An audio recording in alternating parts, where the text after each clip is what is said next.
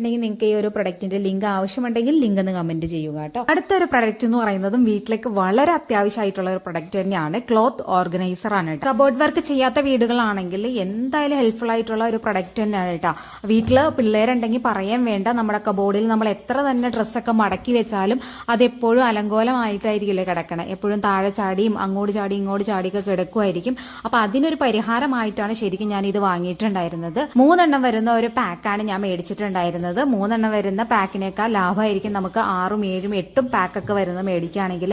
കാരണം ഒരെണ്ണം മേടിക്കുമ്പോൾ ഇതിന് അത്യാവശ്യം നല്ല റേറ്റ് വരികയും അതിൽ കൂടുതൽ മേടിക്കുമ്പോൾ നമുക്ക് ഇതിലെ റേറ്റിൽ ഒരുപാട് കുറച്ച് കിട്ടുകയും ചെയ്യുന്നുണ്ട് കേട്ടോ.